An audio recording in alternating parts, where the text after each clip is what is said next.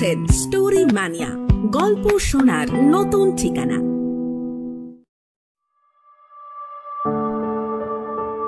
বাংলা সাহিত্যের কিছু রোমহর্ষ গল্পের সমন্বয়ে নিবেদিত আমাদের এই বিশেষ প্রচেষ্টা স্টোরি ম্যানিয়া।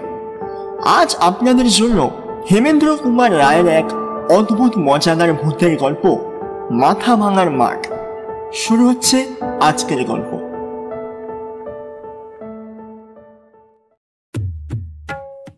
মোহনপুরের পীরদর্জির ছেলে দিলু বা দিলদারের বয়স প্রায় 16, কিন্তু আজও সে বাপের কোনো উপকারেই লাগলো না। পাড়ার দুষ্টু ছেলেদের সঙ্গে দিনরাত সে খেলাধুলা করে বেড়ায়, পরের বাগানে ফল চুরি করে এবং স্কুলে যাবার নাম মুখেও আনে না। দিলুকে পিরু বাপু বাছা বলে মিষ্টি কথা বলে অনেক বুঝিয়েছে, কিন্তু দিলু সেসব কথা কানে তোলেনি। দিলুর পিঠে পিরু অনেকবার লাঠি ভেঙেছে, তবু দিলু শায়েস্তা হয়নি। দেখে শুনে পিরু হাল ছেড়ে দিয়েছে। কিন্তু সেদিন পিরুর পকেট থেকে যখন 20টা টাকা চুরি গেল এবং তার সন্দেহ হলো ছেলের উপরেই, তখন আর সহ্য করতে পারল না। দিলুকে বাড়ি থেকে দূর করে তাড়িয়ে। দিলু হচ্ছে মহা ডানপিটে ছোকরা। বাড়ি থেকে গলা ধাক্কা খেয়েও সে কিছুমাত্রই দমল না। সারাদিন পথে বিপদে হইচই করে বেড়ালো এবং সন্ধ্যের পর মাথা ভাঙা মাঠে গিয়ে একটা তাল গাছের তলায় বসে চিৎকার করে গান গাইতে লাগলো। এখন এই মাথা ভাঙা মাঠের একটুখানি ইতিহাস আছে। আগে এই মাঠে সন্ধ্যের পর ভয়ে কেউ হাঁটতো না, কারণ ডাকাতেরা লাঠি মেরে পথিকদের মাথা ভেঙে সর্বস্ব কেড়ে কুড়ে নিত। এখন আর অবশ্য ডাকাতের ভয় নেই বটে, তবে সন্ধ্যের পর ভয়ে কেউ এ মাঠ মারায় না। এখানে নাকি ভয়ানক ভূত প্রেতের উৎপাত বা ভয় রয়েছে। কিন্তু ডানপিটে দিলুর এত বড় বুকের পাটা যে এমন জায়গায় এসেই সে গান জুড়ে দিয়েছে। রাত 12টা পর্যন্ত গান গাইবার পর খিদের চোটে দিলুর পেটের নাড়ি টনটন করতে লাগলো। তখন সে আস্তে আস্তে উঠে গায়ের দিকে ফেরার চেষ্টা করলে, কিন্তু ঠিক সেই সময় খানিক তফাতে কাদের গলার আওয়াজ পাওয়া গেল। কারা কথা কইতে কইতে এই দিকেই আসছে।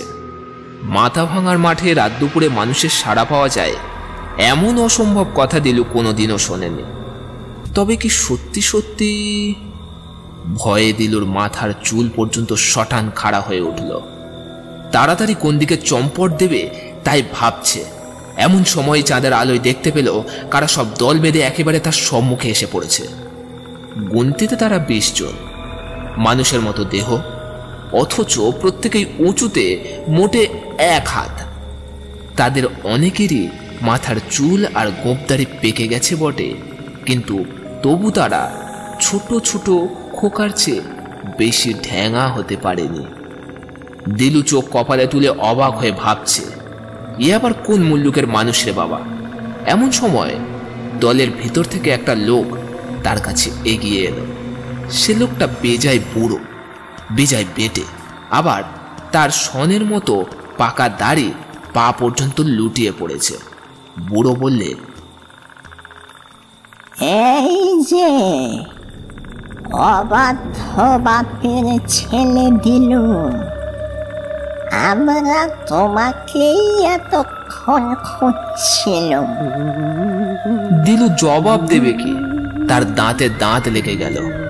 বুড়ো আবার বললে, বুঝলে দিলু, আমরা তোমাকেই খুঁজছিলাম। দিলু তেমনই চুপচাপ। বুড়ো আবার বললে, আমরা তোমাকেই খুঁজছিলাম। বারবার 3 বার আমি কথা কইলুম, তুমি যে জবাব দিচ্ছ না। তবু দিলু জবাব দিল না। বুড়ো তখন সঙ্গীদের দিকে ফিরে বললে, দিলু জবাব দেবে না। তোমাদের কাজ তোমরা করো, যাও। দলের অন্য লোকগুলো কি একটা লম্বা মোট বয়ে আনছিল।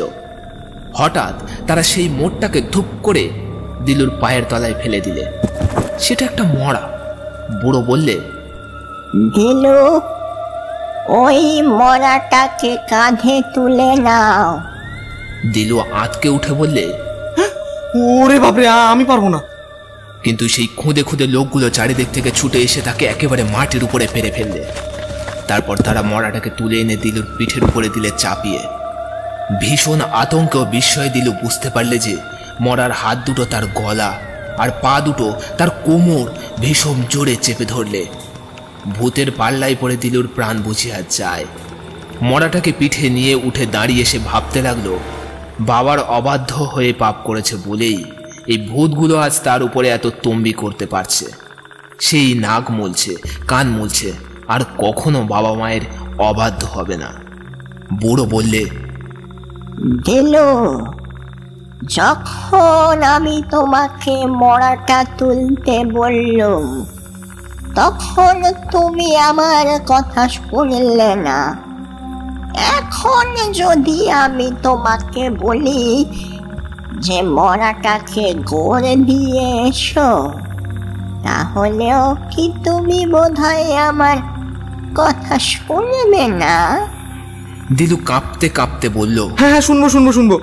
পিঠের আতঙ্ক এখন পিঠ থেকে নামাতে পারলেই বাঁচি। বুড়ো খল খল করে হেসে বলল,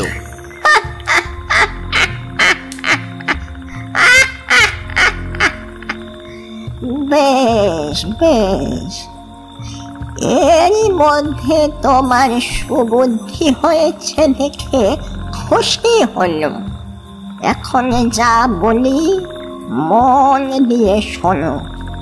আজ রাত্রের মধ্যেই তুমি যদি ওই মরাটাকে গোড় না দাও, তাহলে তোমার ভয়ানক বিপদ হবে। এ গায়ের গোরস্থানে আগে যাও। সেখানে যদি সুবিধে না হয় তবে অন্য গায়ের গোরস্থানে যেতে হবে। সেখানেও অসুবিধা হলে আবার অন্য কোনো গায়ের গোরস্থানে যাবে। মোদ্দা কথা হলো, আজ রাত পোয়াবার আগেই ওই মরাটাকে গোড় দেওয়া চাই চাই, নইলে মজাটা কে পাবে। যাও, এখন বিদেয় হও, কিন্তু খবরদার আর পিছন ফিরে তাকিও না। পিঠে মরা নিয়ে তার ভারে দুমড়ে পড়ে দিলু এগোতে লাগলো। আকাশে চাঁদের মুখ তখনও মরার মতোই হলদে দেখাচ্ছে। পৃথিবীর কোনো দিক থেকেই জনপ্রাণীর সাড়া আসছে না। গাছগুলো পর্যন্ত যেন দিলুর সেই ভয়ঙ্কর পিঠের বোঝা দেখে স্তম্ভিত ও আড়ষ্ট হয়ে আছে, কোনো শব্দ করছে না। ভালো ছেলেরা এখন পেট ভরে খেয়ে দিয়ে নরম বিছানায় শুয়ে আরাম করে ঘুমাচ্ছে। আর এই নিশুতি রাতে কেবল দিলুকেই কিনা একটা ভুতুড়ে পচা মরা পিঠে নিয়ে একলাটি গোরস্থানের দিকে এগিয়ে যেতে হচ্ছে। নিজের অবাধ্যতার ফল হাতে হাতে পেয়ে তার চোখ দিয়ে টপ টপ করে জল পড়তে লাগলো। ওই তো গায়ের গোরস্থান, দলে দলে বড় বড় কালো কালো গাছ গোরস্থানের চারিদিক ঢেকে দাঁড়িয়ে থেকে যাদের আলোকে তার কাছে আসতে দিচ্ছে না। অমন যে ডান পিঠে ছেলে দিলু, তারও বুক এখন আতঙ্কে ঢিপ ঢিপ করতে লাগলো। একবার ভাবলে এক ছুটে পালিয়ে যায়। তারপরই লম্বা দাঁড়িয়ে এক হাত উঁচু বুড়ো আর তার সাঙ্গপাঙ্গদের কথা দিলুর মনে পড়ল। নিশ্চয়ই তারা কোথাও লুকিয়ে লুকিয়ে এসব লক্ষ্য করছে। না বাবা, আর তাদের পাল্লায় পড়া নয়। যেমন করে হোক মরাটাকে গোড় না দিয়ে আজ আর কোনো কথা নয়। গোরস্থানের এক জায়গায় একটা মস্ত গাছ ডালপালা ছড়িয়ে দাঁড়িয়ে আছে, কিন্তু তার কোথাও একটি পাতা পর্যন্ত নেই। শুকনো ডালপালাওয়ালা মরা গাছটাকে দেখলেই মনে হয় যেন একটা প্রকাণ্ড কঙ্কাল অনেকগুলো হাত বাড়িয়ে সবাইকে শাসাচ্ছে। দিলু তার তলায় গিয়ে ভাবতে লাগলো,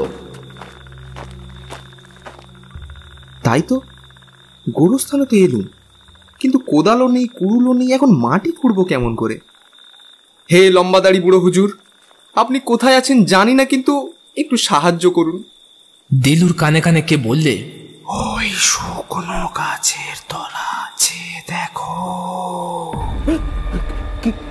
দিলু ভোরকেও চমকে চারিদিকে তাকিয়ে কাউকে দেখতে পেল না। তবে কে তার কানে কানে কথা কইল।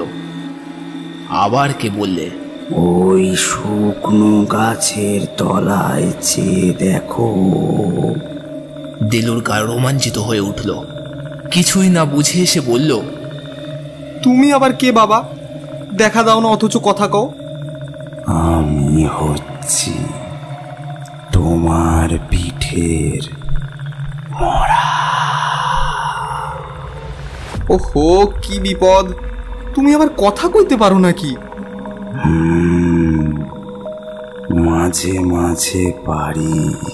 তাহলে দয়া করে আমার পিঠ থেকে নামো না বাবা, আমি একটু জিরিয়ে নি। আগে আমাকে কোড় দেবার ব্যবস্থা করো। ওই শুকনো গাছের তলায় চেয়ে দেখো। দিলু গাছের তলায় চেয়ে দেখলো সেখানে একখানা কুড়ুল আর একখানা কোদাল পড়ে রয়েছে। তার কানে কানে মরাটা ফিসফিস করে ক্রমাগত বলতে লাগলো, আমাকে গোড় দাও, আমাকে গোড় দাও। দিলু তাড়াতাড়ি কুড়ুল আর কোদাল তুলে নিয়ে এসে মাটি খুঁড়তে লাগলো। খানিকক্ষণ খোঁড়বার পরই তার কুড়ুলটা কোনো একটা জিনিসের উপর গিয়ে পড়ল। দিলু হেঁট হয়ে তাকিয়ে দেখলো একটা কফিন গর্তের ভেতর থেকে বেরিয়ে পড়েছে। কফিনের ডালা খুলে দেখা গেল তার ভেতরে রয়েছে একটা মরা। দিলু বললে, একই গড়ে দুটো লাশ তো রাখা চলবে না। ওহে আমার পিঠের মরামণি, তোমাকে এখানে গোড় দিলে তুমি আপত্তি করবে না তো? মরা জবাব দিল না। দিলু মনে মনে বললে, উফ, বাঁচা গেছে। মরাটা এবার বোধহয় আবার বোবা হলো, কথা কয়ে আর আমাকে ভয় দেখাতে পারবে না। এই বলে সে হাতের কুড়ুলটা অন্যমনস্ক হয়ে ফেলে দিল। কিন্তু কুড়ুলটা গিয়ে পড়ল গোড়ের ভেতরকার মরাটার গায়ের ওপরে। সঙ্গে সঙ্গে গোড়ের ভেতরের মরাটা খাড়া হয়ে দাঁড়িয়ে যাতনায় চেঁচিয়ে উঠল, ও ও ও, যা যা যা, নইলে নইলে এখনই মরবি মরবি মরবি। বলেই আবার সে কবরের ভেতরে আড়ষ্ট হয়ে শুয়ে পড়ল। দিলুতে তখন আর দিলু ছিল না। তার মাথার চুলগুলো যেন সজারুর কাঁটার মতো সিধে হয়ে উঠেছে, আর সর্বাঙ্গ দিয়ে দর দর করে ঘাম ছুটছে। অন্ধের মতো চোখ বুজে চটপট কোদাল দিয়ে মাটি তুলে সে কবরটা আবার বুঝিয়ে দিল। তারপর একটা দীর্ঘশ্বাস ফেলে বলল, বাস, আর বোধহয় ওটা মাটি ফুঁড়ে উঠে দাঁড়াতে পারবে না। খানিক হাঁপ ছেড়ে দিলু আর কপা এগিয়ে আবার মাটি খুঁড়তে আরম্ভ করলো। অল্পক্ষণ পরেই দেখা গেল সে কবরটার ভেতরে রয়েছে একটা শুটকি বুড়ির মরা। এই মরাটা বোধ হয় আগের মরাটার চেয়ে বেশি জ্যান্ত, কারণ ভালো করে মাটি খুঁড়তে না খুঁড়তেই সে চট করে উঠে বসে চেঁচাতে শুরু করে দিল।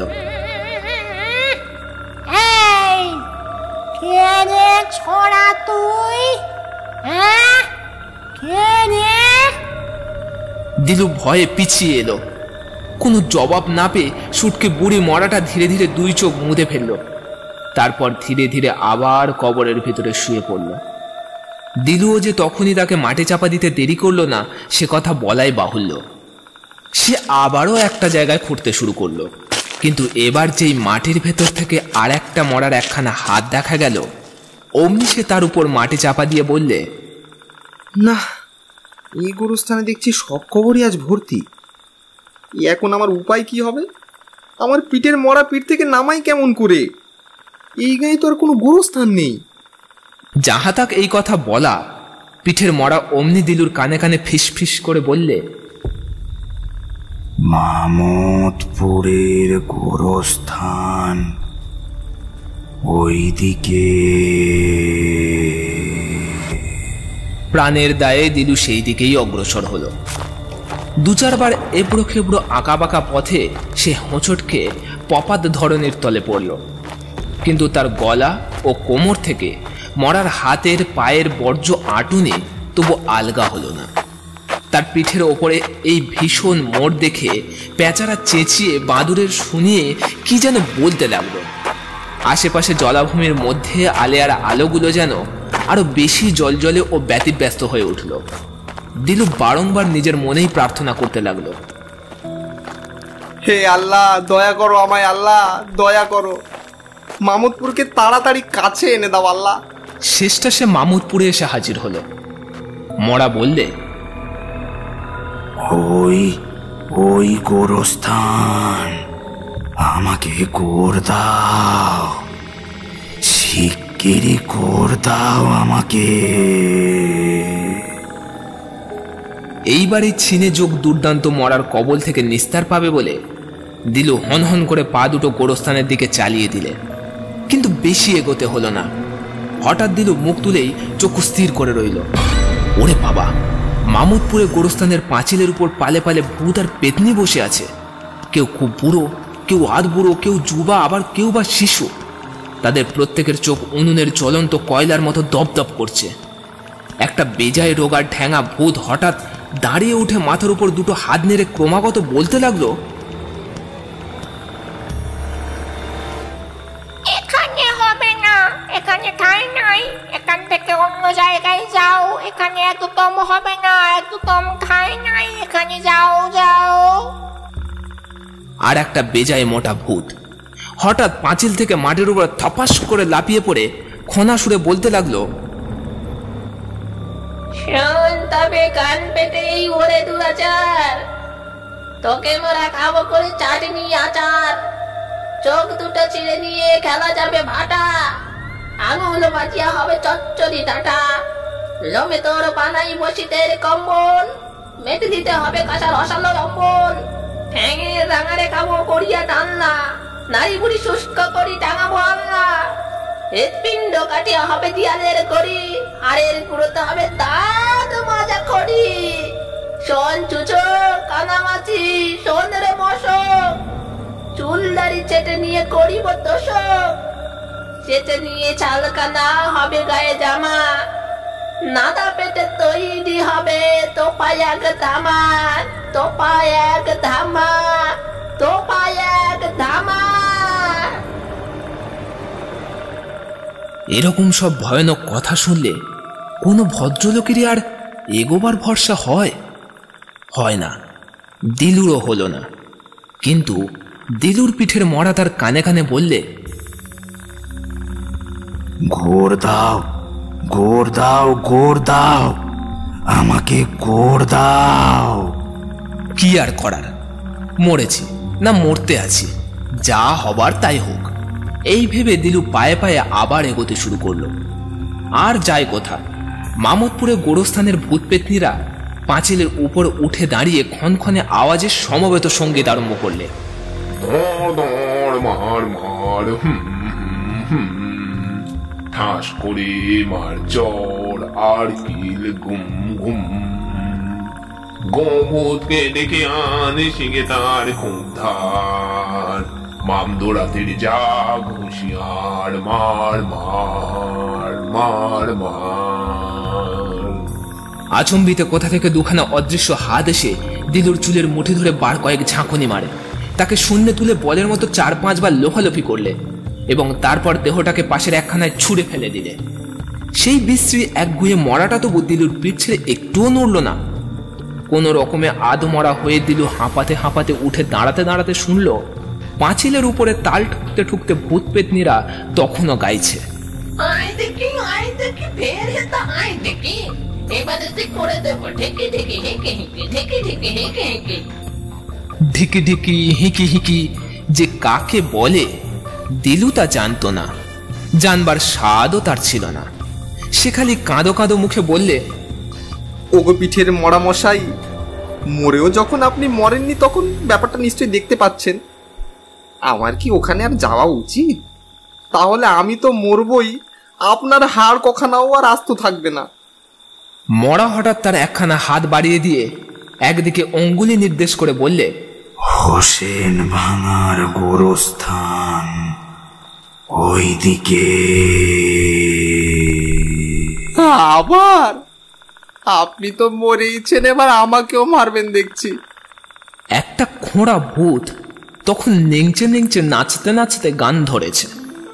দেব তেরে সিং এড়ে তোর পেটে তো হুস করে যাবে উড়ে, ছাড়ি যদি ফু ভারী আমি করা লোক ভয়ানক যোগ, ঠাস করে খাবি চর কান হবে ভো, সুর করে সরে পড়ো পড়ে দেখো তো, নাইলে এমন দেব যাওয়া করবে শুধু।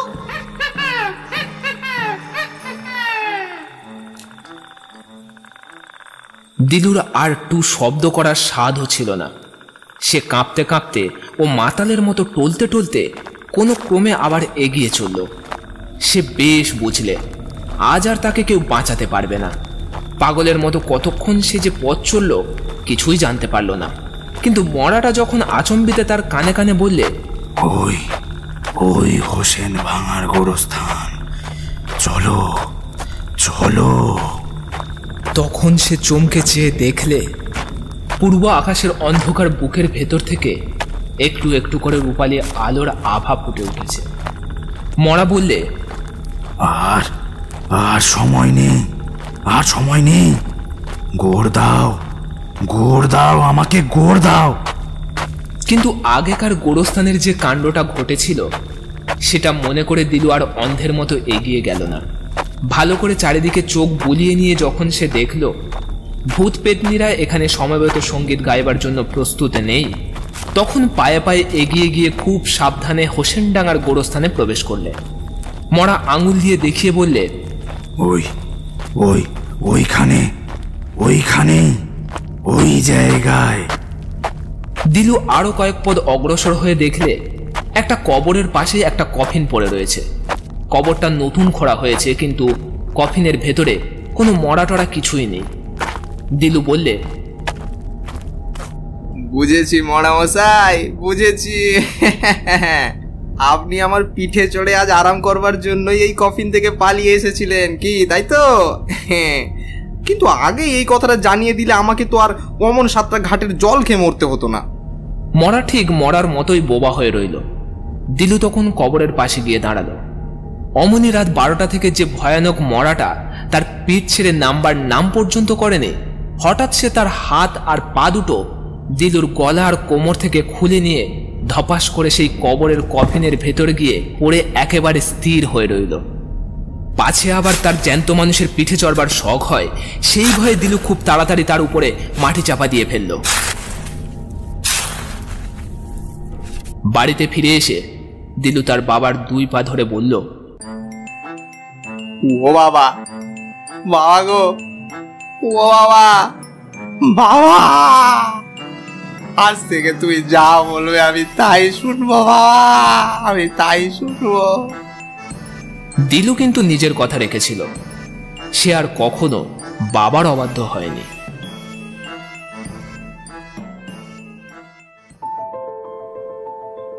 শুনলেন আজকের গল্প হেমেন্দ্র কুমার রায়ের মাথা ভাঙার মাঠ।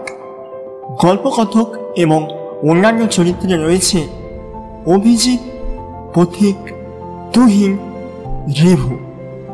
শেষ হলো আজকের গল্প। পরের বার আরও এক রোমহর্ষক গল্প নিয়ে হাজির হবে টিম স্টোরিম্যানিয়া। ততদিন শুনতে থাকুন, শোনাতে থাকুন আমার প্রিয়, আপনার প্রিয় স্টোরিম্যানিয়া। সঙ্গে সুস্থ থাকুন এবং ভীষণ ভালো থাকুন। নমস্কার।